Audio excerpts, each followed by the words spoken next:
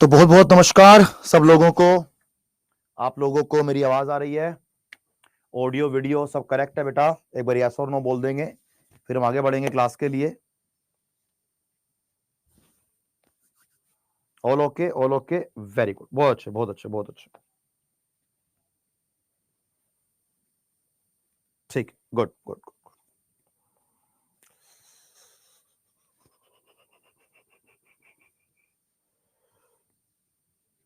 Done. तुम्हारा chapter है आज अनएम्प्लॉयमेंट यानी कि बेरोजगारी। 2 मिनट लूंगा मैं आपके। आई थिंक या शायद पेन नहीं है तो give me just 2 minutes. Pen नहीं है, दिखा नहीं मुझे भी यार। ठीक,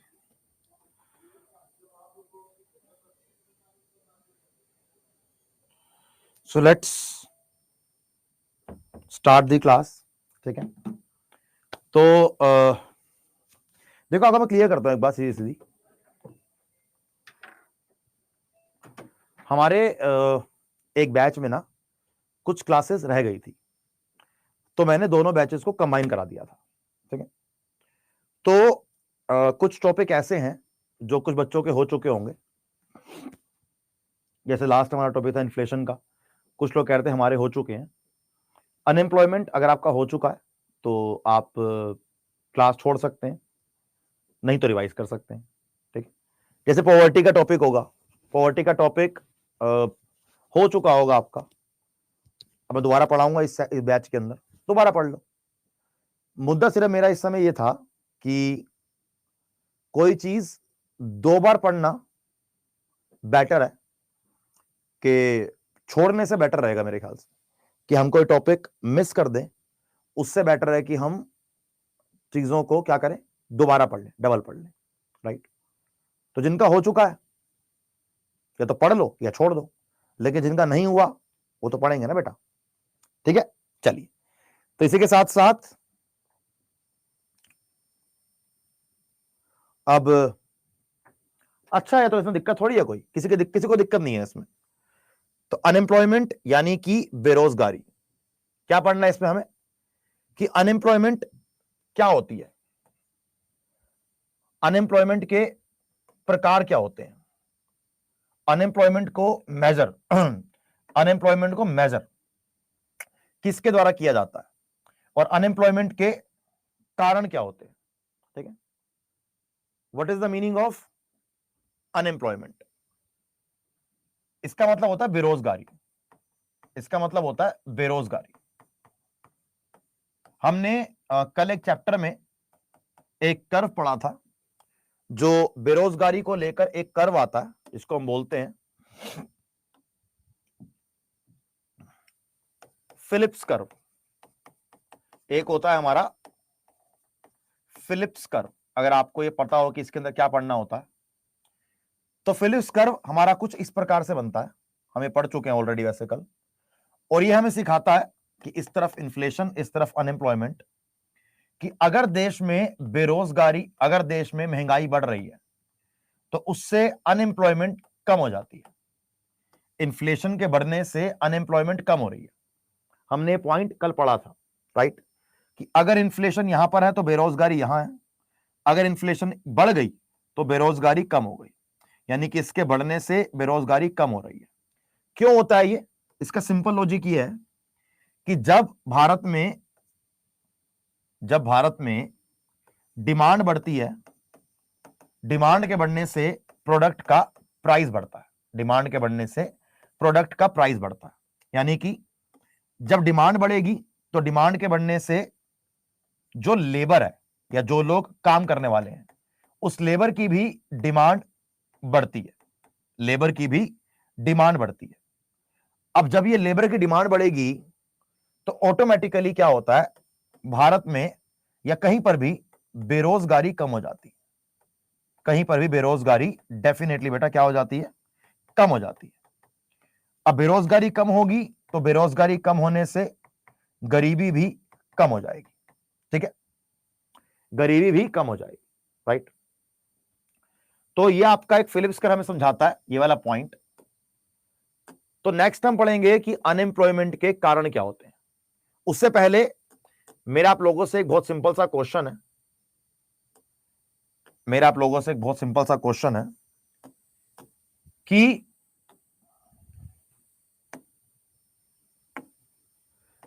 who is unemployed, who is unemployed, यानी कि बेरोजगार कौन है, यानी कि बेरोजगार कौन है आपके अकॉर्डिंग? हु इज अनएम्प्लॉयड, आपके according who is?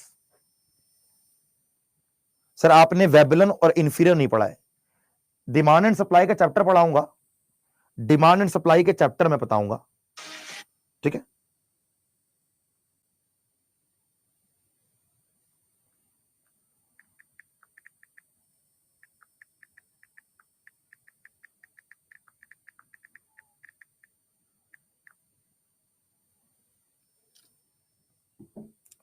Those don't have any job, okay, those don't have any job।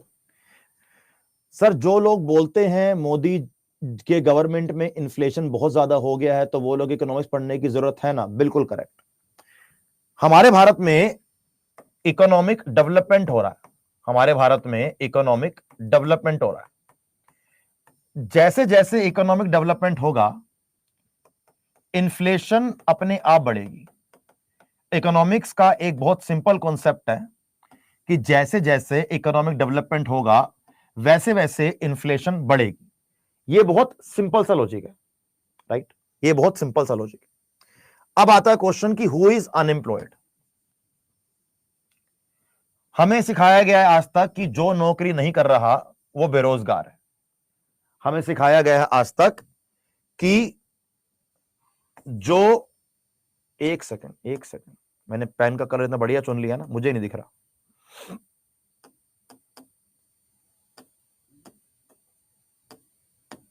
कि भाई जो नौकरी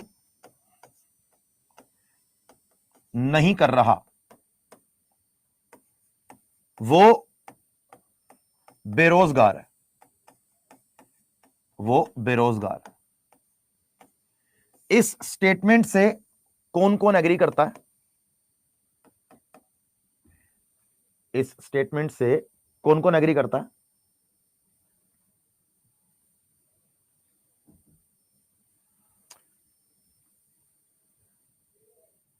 मी नोट एग्री, हम नहीं करते, नो, वेरी गुड। जो इससे एग्री करता है, जो इससे एग्री करता है, आप सब गलत हैं, क्योंकि इसके अकॉर्डिंग हर 10th क्लास के अंदर पढ़ने वाला बच्चा बेरोजगार है, हर एमबीए करने वाला बच्चा बेरोजगार है, हर यूपीएससी की तैयारी करने वाला बच्चा बेरोजगार है, हर करोड़पति का बेटा बेरोजगार है, हर 2nd क्लास के अंदर पढ़ने वाला बच्चा बेरोजगार है। That is why it is a wrong statement, that is why it is a wrong statement. तो सर बेरोजगारी होती क्या है या बेरोजगार कौन होता है? बहुत सिंपल बात है, बहुत simple. someone who is looking for a job, someone who is looking for a job,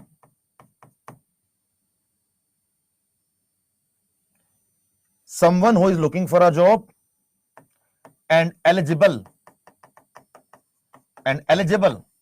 for the job,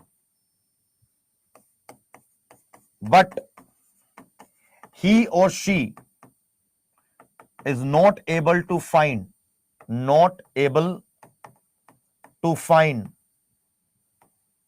any work or any kind of job। Hindi लिखूं तो क्या बोलूंगा इसको हिंदी के अंदर बेटा? एक व्यक्ति जो काम करना चाहता है, जो काम करना चाहता है, काम ढूंढ रहा है, काम करना चाहता है, काम ढूंढ रहा है, काम करने के लिए तैयार भी है, काम करने के लिए तैयार भी है, लेकिन लेकिन काम या जॉब मिल नहीं रहा, उसे कहते हैं बेरोजगार, उसे कहते हैं बेरोजगार।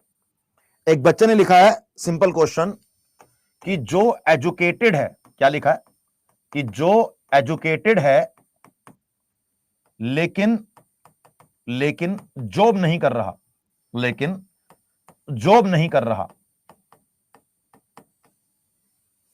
यह स्टेटमेंट भी गलत है।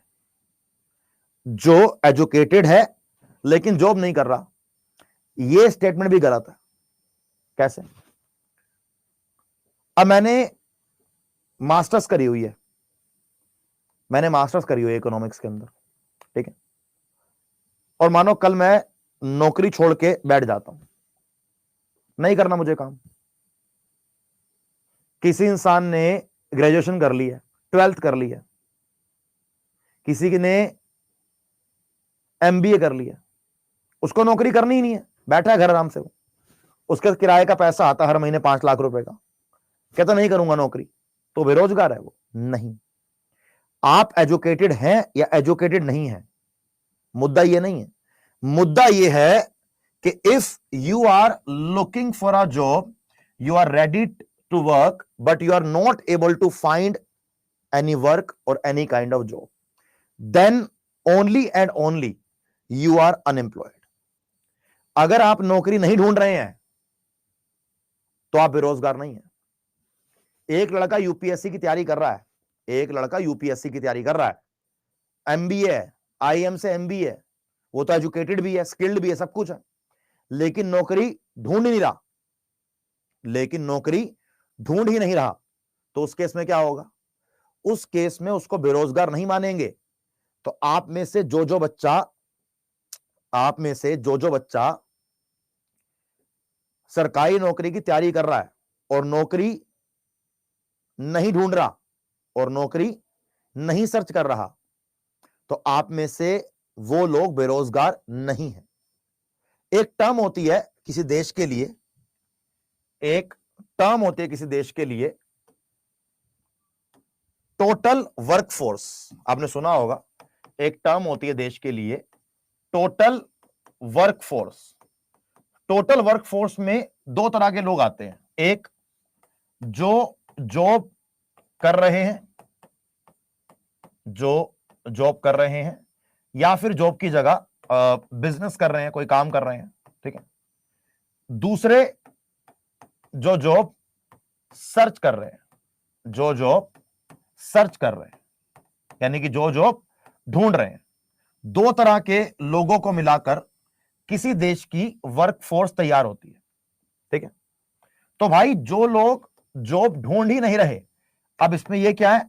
इसमें ये लोग एम्प्लॉयड हैं, इसमें ये लोग एम्प्लॉयड हैं, और ये लोग अनएम्प्लॉयड हैं, और ये लोग अनएम्प्लॉयड हैं। सिंपल, ये लोग एम्प्लॉयड हैं और ये लोग अनएम्प्लॉयड हैं। बहुत सिंपल सी बात है ये वाली, वेरी सिंपल, ठीक है। तो जो लोग जॉब सर्च ही नहीं कर रहे हैं वो वर्कफोर्स में आते ही नहीं है, और जब वो वर्कफोर्स में आते ही नहीं है तो बेरोजगार कैसे हो सकते हैं? तो समझ आ गया कि अनएम्प्लॉयमेंट का या अनएम्प्लॉयड का मीनिंग क्या होता है? बोलो भैया, समझ आ गया the meaning of unemployment?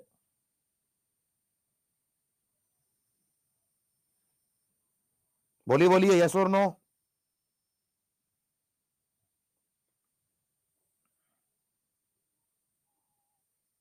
Done, बहुत अच्छा, वेरी गुड। अब आप लोग बताओगे मुझे कि बेरोजगारी के कारण क्या होते हैं, या आप बताओगे मुझे कि कॉजेज ऑफ अनएम्प्लॉयमेंट, आपके अकॉर्डिंग बेरोजगारी के कारण क्या होते हैं? Causes of unemployment. मतलब मेरा तो मानना है कि भाई आपको इसका आंसर आना चाहिए।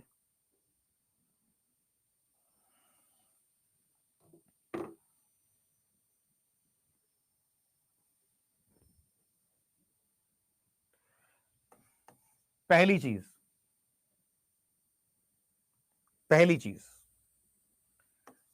पॉपुलेशन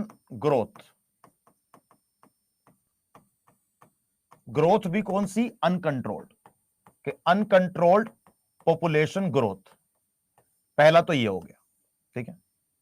दूसरा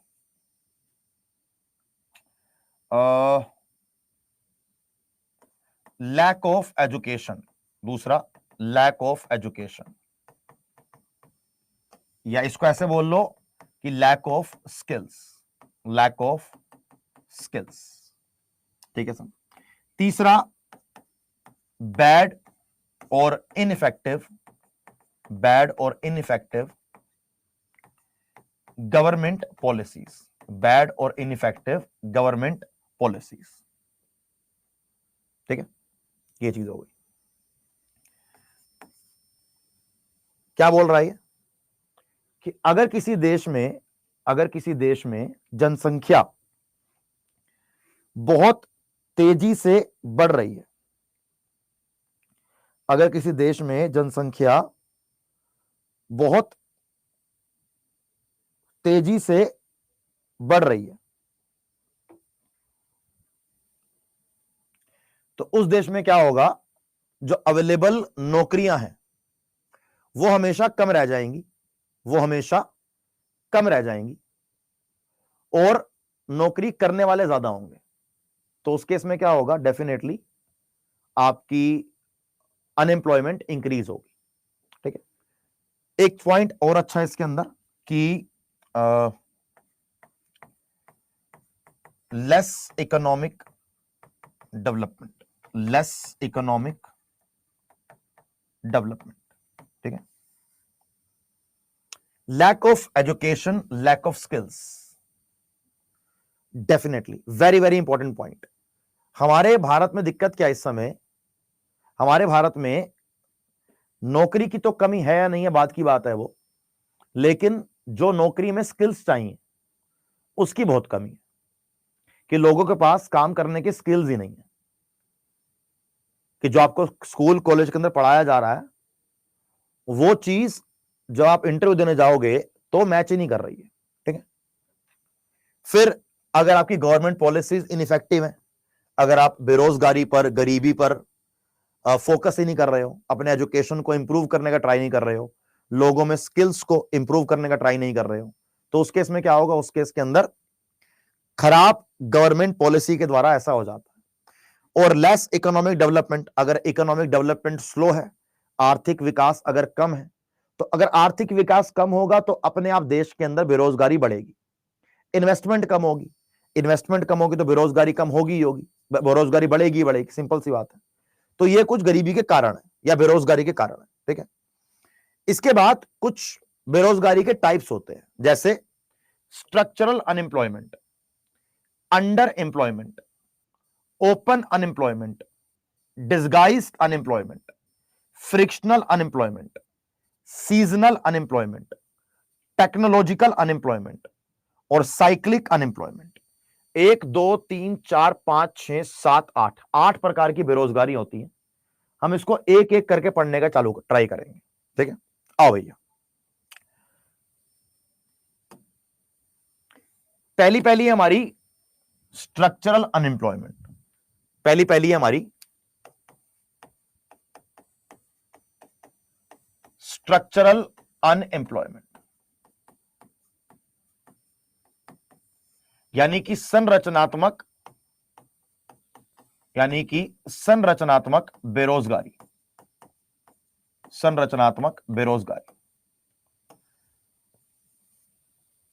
जब कोई एक बिल्डिंग बनाई जाती है, हम जब कोई एक बिल्डिंग बनाते हैं तो उस बिल्डिंग में सबसे इंपॉर्टेंट चीज क्या होती है? बताओ। हम जब कोई बिल्डिंग बना रहे हैं तो उस बिल्डिंग में सबसे इंपॉर्टेंट चीज क्या होती है? Any idea? Very good. उस बिल्डिंग का बेस, उस बिल्डिंग की नींव, अगर उस बिल्डिंग की नींव ही वीक है तो फिर क्या होगा? फिर वो बिल्डिंग कभी भी टूट सकती है, गिर सकती है, वो पूरी बनेगी ही नहीं, बनते बनते ही गिर जाएगी। इसी तरीके से अगर किसी देश की जो इकोनॉमिक पॉलिसी है, अगर किसी देश की इकोनॉमिक पॉलिसी है या किसी देश की सोशल पॉलिसी, अगर प्रॉब्लम उस पॉलिसी के अंदर है, अगर प्रॉब्लम उस पॉलिसी के अंदर है, तो उसको स्ट्रक्चरल इशू कहा जाएगा। तो उसको बोलेंगे स्ट्रक्चरल इशू है। जैसे एग्जांपल दूंगा आपको मैं पाकिस्तान का। पाकिस्तान में जब से पैदा हुआ हूं मैंने आज तक कहीं भी ये नहीं देखा कि वो लोग डेवलपमेंट के लिए काम कर रहे हैं, कि वो लोग डेवलपमेंट के लिए काम कर रहे हैं। वहां के लोग सिर्फ लड़ने मरने के लिए काम कर रहे हैं। तो पाकिस्तान में इस समय एक खराब अर्थव्यवस्था है, एक खराब अर्थव्यवस्था है।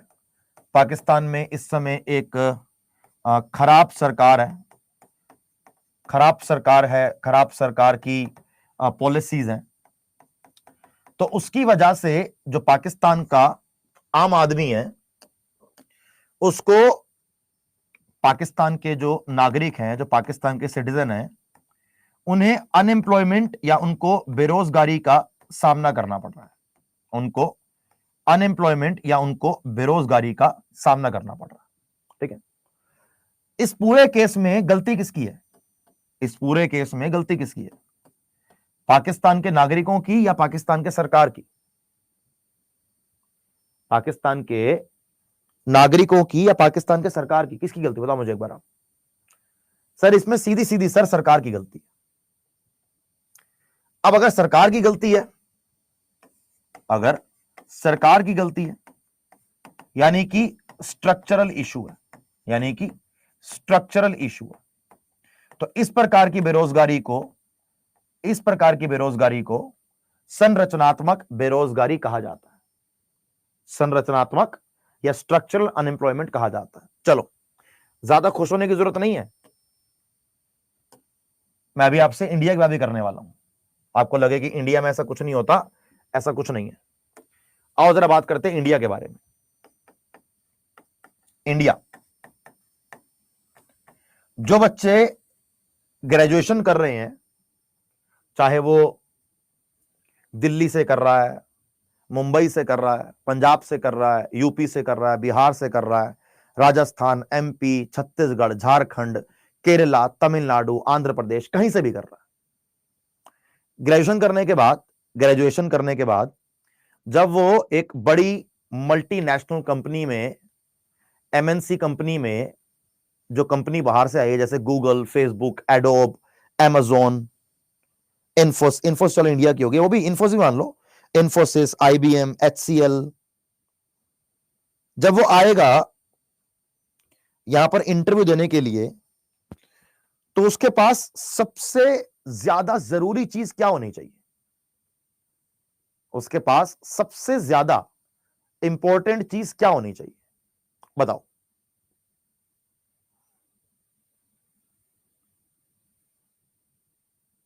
स्किल्स, इंग्लिश, बहुत अच्छी बात है। मैं स्किल्स को साइड कर देता हूं, क्योंकि जो लोग ग्रेजुएशन करके आते हैं, फ्रेशर्स होते हैं, कंपनीज उनसे ये ज्यादा एक्सपेक्ट करती ही नहीं है कि उनको बहुत कुछ आता होगा। कंपनी कहती है कि अगर किसी इंसान को बात करनी आती है और उस इंसान में एक बेसिक मैनर्स हैं, एटिकेट्स हैं, स्किल्स हैं बात करने के, तो काम करना उसको सिखा देंगे हम। अब पटना से एक आदमी ग्रेजुएशन करके गुड़गांव की एक चमकती हुई बिल्डिंग के अंदर एंट्री करता है, उसका नाम है रोहित। तो रोहित जी जाते हैं, एक कंपनी में जाते हैं, तो वहां पर एक मैनेजर आती है, एक लड़की आती है, तो बोलती है कि Rohit, you are next, right. तो रोहित जाता है अंदर। तो जैसे रोहित बैठता है, तो रोहित से एक बंदा पूछता है सूट बूट में कि hello Rohit, how are you, tell me about yourself. Rohit की जिंदगी का सबसे खतरनाक पल उस समय शुरू हो जाता है। और रोहित के ऊपर से लेकर नीचे तक पसीने निकल जाते हैं। रोहित कहता, my name is Rohit sir, I have done my graduation from this college, I am good sir. यही होता है ना, क्योंकि किसी ने सिखाया ही नहीं है, किसी ने सिखाया ही नहीं है कि जाकर क्या आंसर देना है, या किसी ने बताया ही नहीं है कि क्या बोलना है, कैसे बात करनी है, क्या पहन के जाना है। हमारे भारत के हर स्कूल के हर टीचर को, हर प्रिंसिपल को, हर बोर्ड को यह बात पता है कि इंग्लिश चाहिए, परंतु सिखा ही नहीं रहे। भगवान जाने क्या चाहिए, क्यों नहीं सिखा रहे, लेकिन सिखाना चाहिए ना, सिखाना चाहिए, राइट। तो भारत में, भारत का जो एजुकेशनल स्ट्रक्चर है, भारत का जो एजुकेशनल स्ट्रक्चर है भाई साहब, वो बहुत खराब है। क्या है भाई साहब? वो बहुत खराब है। उस वजह से बहुत सारे लोग बेरोजगार रह जाते हैं, उस वजह से बहुत सारे लोग बेरोजगार रह जाते हैं। एक तो वो नहीं सिखा रहे, एक तो वो नहीं सिखा रहे स्कूल वाले, दूसरा हमारे जो प्यारे बच्चे हैं, हमारे जो प्यारे बच्चे हैं वो सीखना नहीं चाहते। मैं हमारी क्लास की बात कर लेता हूं। आज मैं 4 चीजें सिर्फ इंग्लिश के अंदर स्लाइड में ले आऊं, आपके अंदर से रूह कांप जाती है कि सर हिंदी में स्लाइड नहीं है, सर हिंदी में स्लाइड नहीं है, सर हिंदी में सर चाहिए पीडीएफ, सर हिंदी में सर चाहिए पीडीएफ, है ना। क्योंकि आप भी सीखना नहीं चाह रहे हो, आप भी नहीं चाह रहे हो कि चल इसने जो वर्ड बोला है मैं उसको गूगल पे सर्च कर लेके एक बार इसकी हिंदी जान लूं, मेरी वोकैबुलरी में एक वर्ड ऐड ही हो जाएगा इसी बहाने। आप भी नहीं चाह रहे हो। ये मत सोचना कि सिर्फ दिक्कत सरकार की है, दिक्कत आप लोगों के अंदर भी है। तो जो ये स्ट्रक्चरल इशू है, अगर इसकी वजह से कोई बेरोजगार है तो वो स्ट्रक्चरल अनएम्प्लॉयमेंट में आएगा, तो वो स्ट्रक्चरल अनएम्प्लॉयमेंट में आएगा। करेक्ट, ये होती है स्ट्रक्चरल अनएम्प्लॉयमेंट। गुड। सेकंड है हमारी इसके बाद अंडर एम्प्लॉयमेंट। सेकंड क्या हमारी इसके बाद? सेकंड हमारी इसके बाद अंडर एम्प्लॉयमेंट।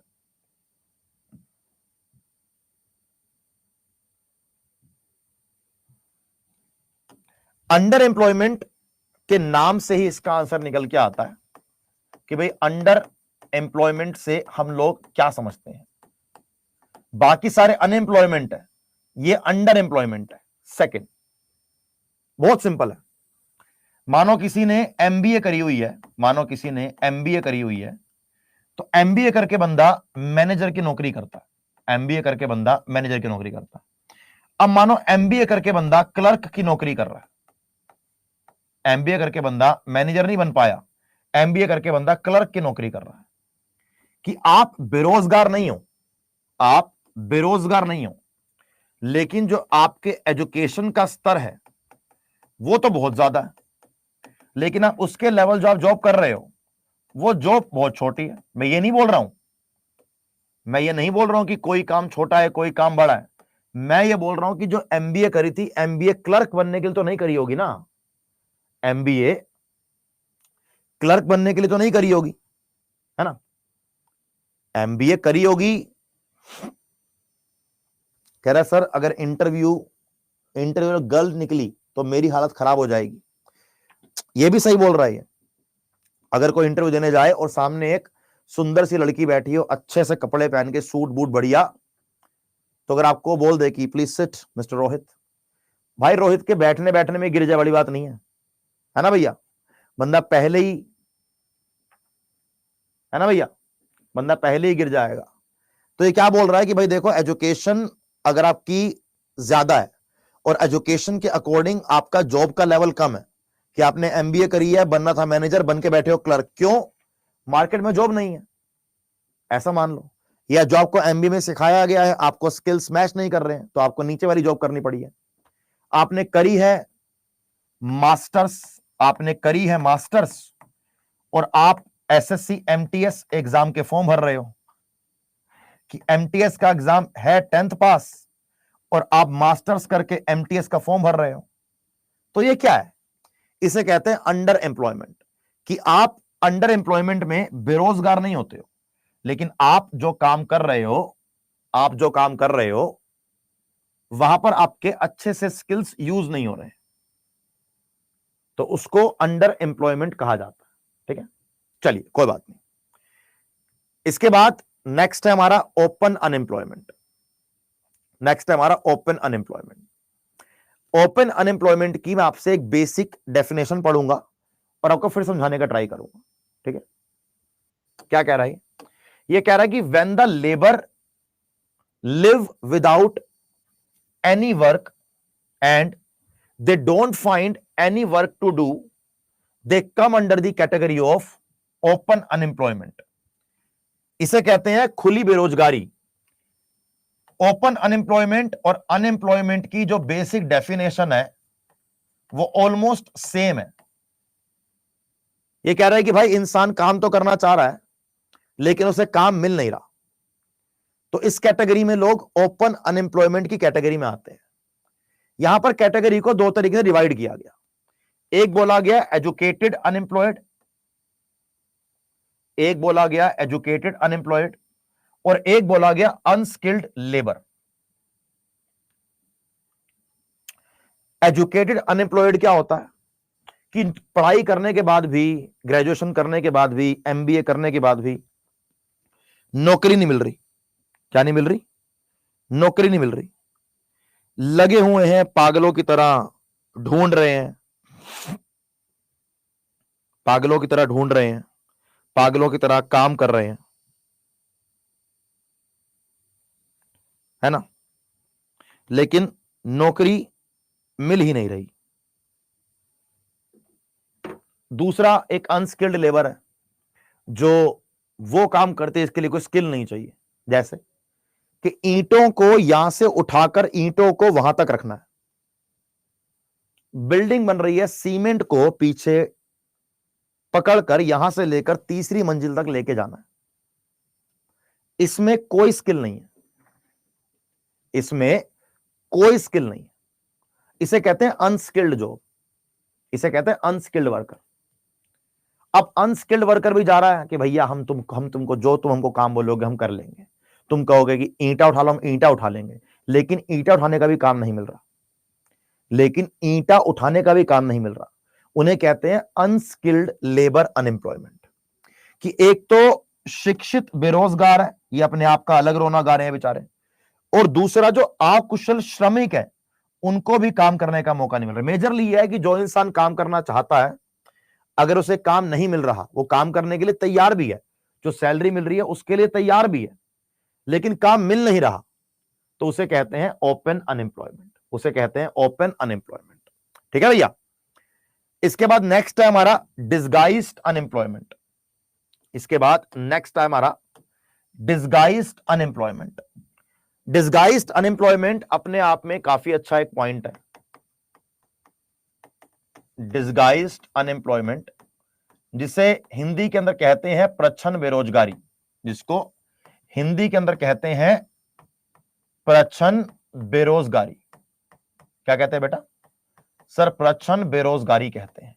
ठीक है, ये जो डिसगाइज्ड अनएम्प्लॉयमेंट है इसको हिडन अनएम्प्लॉयमेंट भी कहा गया, इसको हिडन अनएम्प्लॉयमेंट भी कहा गया, या इसको छुपी हुई बेरोजगारी, या इसको छुपी हुई बेरोजगारी भी कहा गया। ठीक है, हिडन अनएम्प्लॉयमेंट या छुपी हुई बेरोजगारी भी कहा गया। क्या कह रहा है ये कह रहा है कि जब एक जगह पर, कह रहा है कि जब एक जगह पर या जब किसी जगह पर, ये कह रहा है कि जब किसी जगह पर जरूरत से ज्यादा लोग काम कर रहे हैं, जरूरत से ज्यादा लोग काम कर रहे हैं,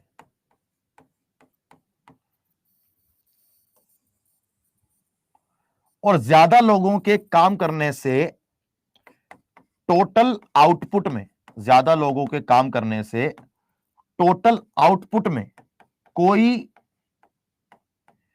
चेंज नहीं आ रहा, कोई चेंज नहीं आ रहा। तो इस प्रकार के सिस्टम को डिस्गाइज्ड अनएम्प्लॉयमेंट कहा जाता है। इस प्रकार के सिस्टम को डिस्गाइज्ड अनएम्प्लॉयमेंट कहा जाता है कि एक दुकान में जरूरत है 4 लोगों की और उस दुकान में काम कर रहे हैं 6 लोग। जो काम पहले 4 लोग करते थे, अब काम वो 6 लोग कर रहे हैं, यानी कि काम वही का वही है। तो यहां पर 2 लोग ज्यादा हैं, तो यहां पर 2 लोग ज्यादा हैं। अब इन 2 लोगों की ज्यादा होने की वजह से इन 4 लोगों को भी सैलरी कम मिल रही है, क्योंकि हर दुकानदार का, हर एक इंसान का सैलरी देने का, पे करने का एक बजट होता है। अगर उसने बोला कि भैया मेरा 1 महीने का बजट है 1.5 लाख रुपए, तो 1.5 लाख रुपए 6 लोगों में डिवाइड हो रहे हैं, वैसे वो 4 लोगों में डिवाइड हो सकते थे। अब ये 2 लोग एक्स्ट्रा आकर आउटपुट इंक्रीज नहीं कर रहे हैं, और जब ये आउटपुट इंक्रीज नहीं करेंगे तो मालिक भी बजट नहीं बढ़ाएगा। तो इस प्रकार की सिस्टम को या इस प्रकार की सिचुएशन को क्या बोलते हैं बेटा? इसको डिस्गाइज्ड अनएम्प्लॉयमेंट कहा जाता है। क्या बोला जाता है बेटा? इसको डिस्गाइज्ड अनएम्प्लॉयमेंट कहा जाता है। इस बात को ध्यान रखिएगा। बोलिए सर, क्या इस बात से आप सब सही हैं? समझ में आ गया क्या कहना चाहता हूं कि what is the meaning of disguised unemployment? Right. अब एग्जाम में क्वेश्चन आता है, कि डिस्गाइज्ड अनएम्प्लॉयमेंट, ये जो आपकी डिस्गाइज्ड अनएम्प्लॉयमेंट है, ये डिस्गाइज्ड अनएम्प्लॉयमेंट ये भारत के किस क्षेत्र में पाई जाती है? भारत के किस क्षेत्र में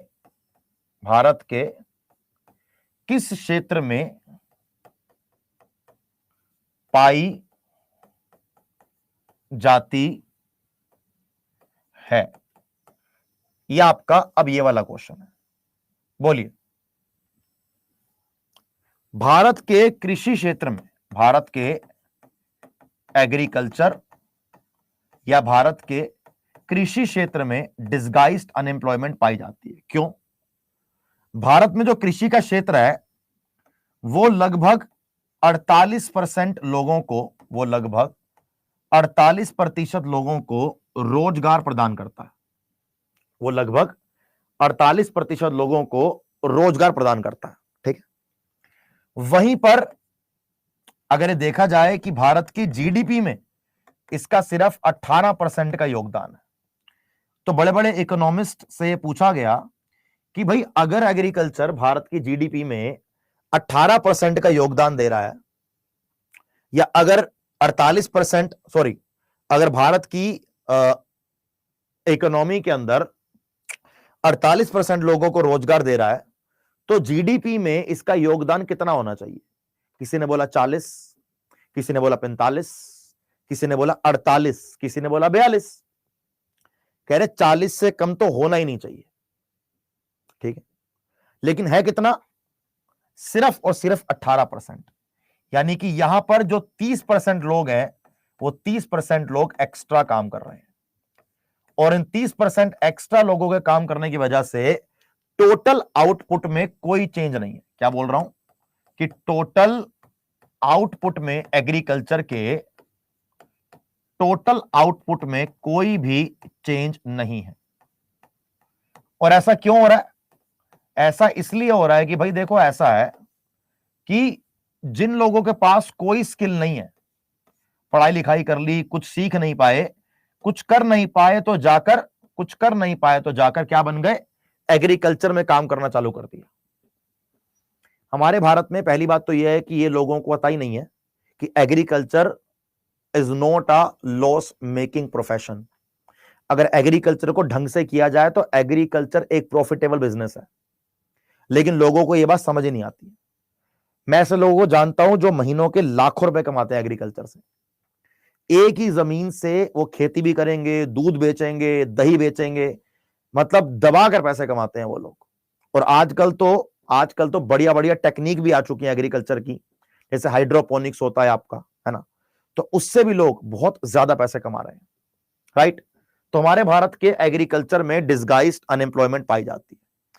इसके बाद नेक्स्ट फ्रिक्शनल अनएम्प्लॉयमेंट। कौन सी बेटा नेक्स्ट हमारी? सर नेक्स्ट है इसके बाद हमारी फ्रिक्शनल अनएम्प्लॉयमेंट।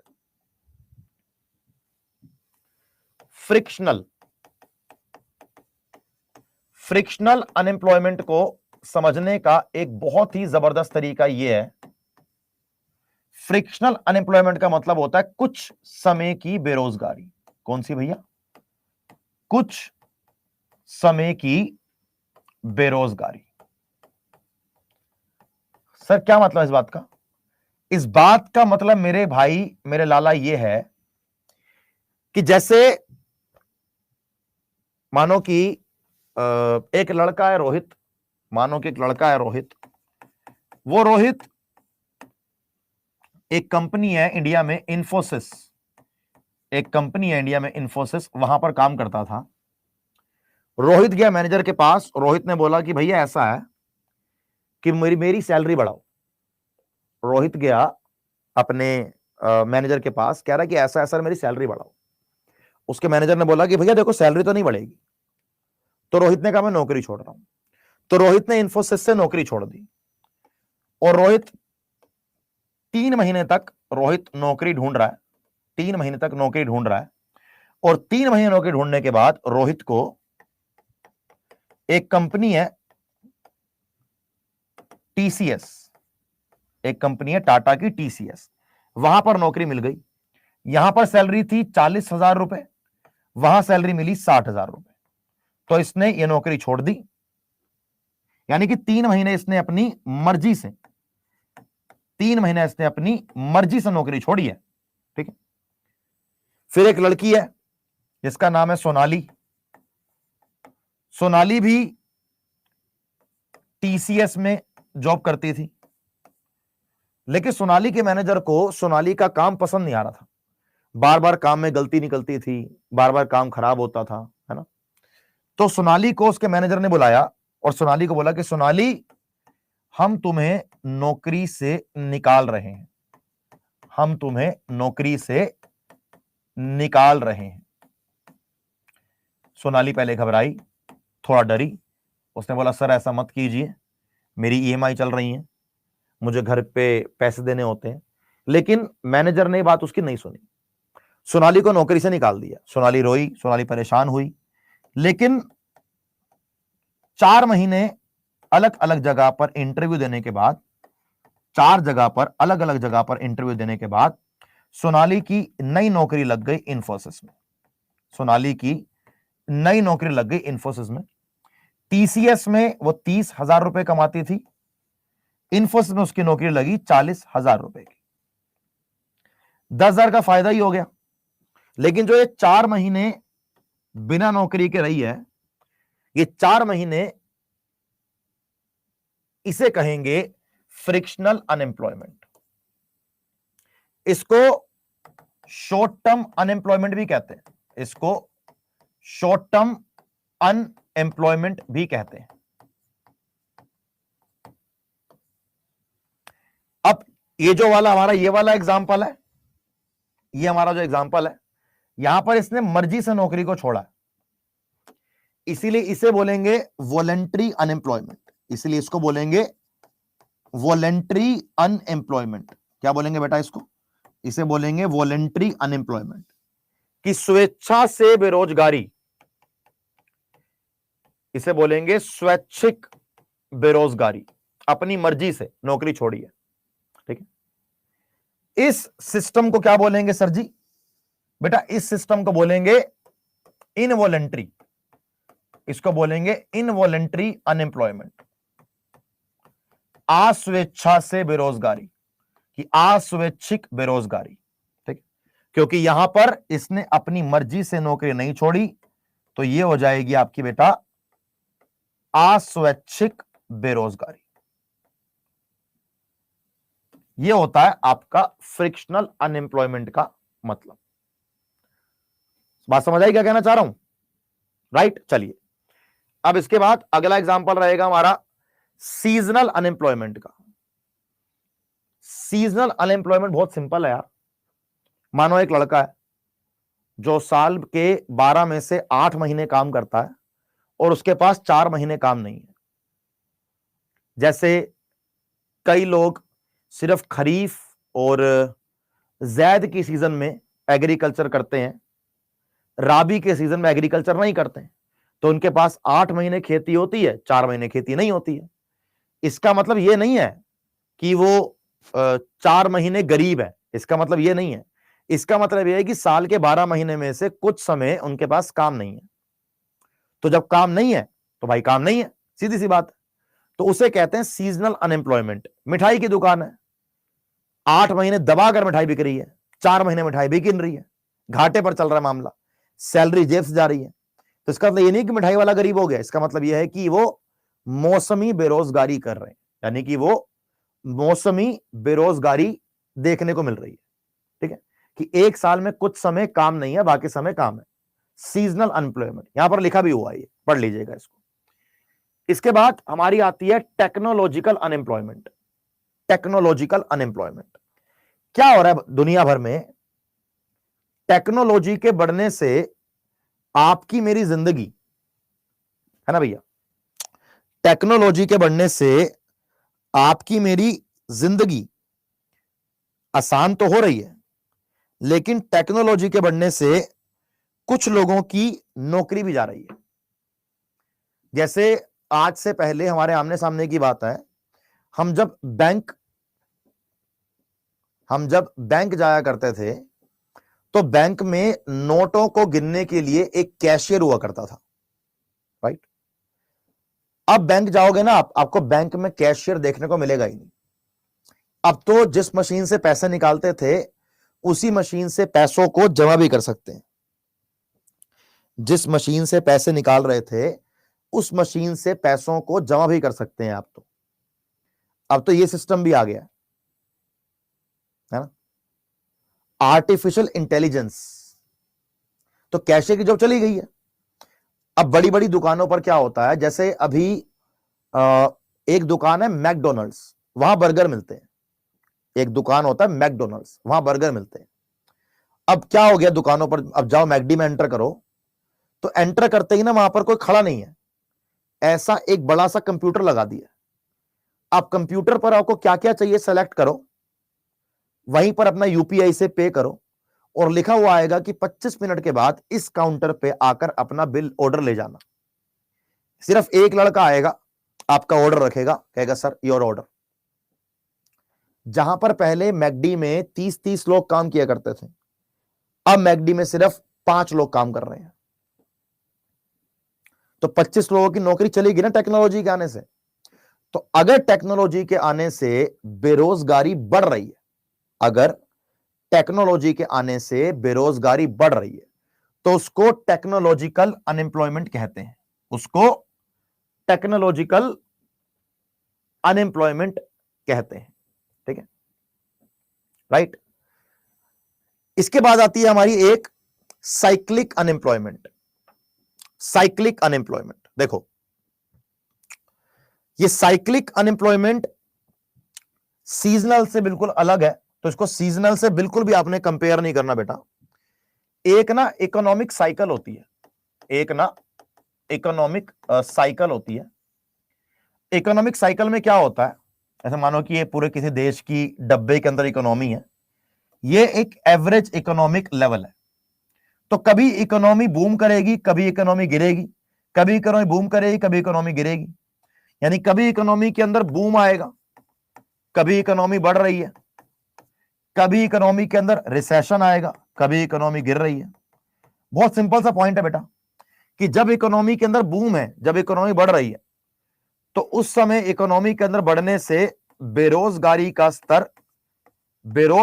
स्तर कम हो जाएगा, गरीबी का स्तर कम हो जाएगा, गरीबी का स्तर कम हो जाएगा। लेकिन अगर किस केस में रिसेशन है, या किसी देश में डिप्रेशन है या बेरोजगारी गिर रही है या आपकी अर्थव्यवस्था गिर रही है, तो उस केस में क्या होगा बच्चे? उस केस में बेरोजगारी बढ़ेगी, उस केस में उस देश के अंदर बेरोजगारी बढ़ेगी। बेरोजगारी के बढ़ने से उस देश में गरीबी की दर बढ़ेगी। तो अगर इकोनॉमिक साइकिल में रिसेशन या डिप्रेशन की आने की वजह से किसी देश की बेरोजगारी बढ़ रही है, किसी देश की बेरोजगारी बढ़ रही है, तो उसको साइक्लिक अनएम्प्लॉयमेंट कहा जाता है, उसको साइक्लिक अनएम्प्लॉयमेंट कहा जाता है। ठीक है भैया, राइट? तो cyclic unemployment is the impact of economic recession or expansion on the total unemployment rate. Cyclic unemployment generally rises during recession and falls during the economic expansion and is a major focus of economic policy. So due to bad economic policies, due to bad implementation of policies, if there is recession or depression in the economy and unemployment is rising because of their recession, recession is equal to loss of opportunities, lack of jobs, lack of opportunities. So when there is a recession, you will find unemployment rate will always rise, and in the case of economic expansion, economic development, unemployment rate will always decline. So this is cyclic unemployment. This is cyclic unemployment. Simple. हाँ जी बेटा, जो corona में लोगों की नौकरियां गई थी, उस नौकरियों को जाने को इनवॉलेंट्री अनएम्प्लॉयमेंट कहा जाता है। ठीक है, तो इसी के साथ साथ हमारा आज का लेक्चर यहां पर एक खत्म होता है। 7:55 हो चुके हैं। 8 बजे मेरी YouTube पर क्लास है, SSC अड्डा पर और रेलवे अड्डा दोनों पर मैं एक साथ क्लास लेता हूं। आप में से जो चाहे क्लास को वहां ज्वाइन कर सकता है। I hope you enjoyed the class. मुझे बड़ा मजा आया पढ़ाकर। तो मिलेंगे बहुत जल्दी, तब तक के लिए ऑल द वेरी बेस्ट। जय हिंद, बाय बाय। चलिए।